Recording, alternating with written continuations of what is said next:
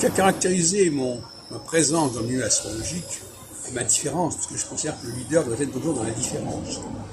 C'est pas quelqu'un qui ressemble aux gens qui va diriger. Qui va inspirer, c'est quelqu'un qui est à l'extérieur.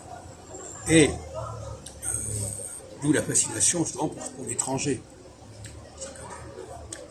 Alors il y a les étrangers qui sont dans le conformisme, qui vont essayer de s'intégrer, et puis il y a des étrangers qui au contraire ont vocation à guider les autres, à guider le peuple vers lequel ils ont été envoyés. Et en ce qui me concerne, dans le milieu astrologique, ce qui m'a toujours caractérisé, c'est que je n'étais pas un praticien.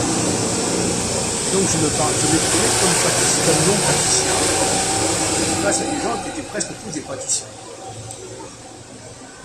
Donc c'est cette différence qui doit être marquante. Quelque chose qui ne fonctionne pas comme chez les gens qui a affaire. Un chef qui ressemble trop aux gens qui a affaire, il n'est pas crédible. Nul des prophètes en son pays, disent les évangiles. Hier, nous avons une discussion à ce sujet. Je dis que les envoyés, les Rasoul, Allah, par exemple, Mahomet, sont des gens qui viennent d'ailleurs. Dans le cas de Mahomet, on peut se poser la question, parce qu'il y a le problème de l'égir. L'égir, c'est-à-dire le fait de partir de la Mecque pour aller vers ce qui va s'appeler Médine.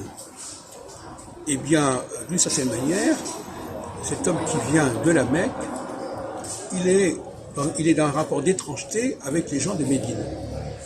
Tout comme Jésus qui vient de Bethléem est dans un rapport d'étrangeté avec les gens de Galilée.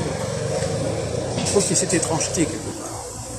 Et beaucoup de gens, spontanément, quand on les interroge, disent le chef, c'est celui qui s'occupe de guider son propre peuple. Non, pas du tout.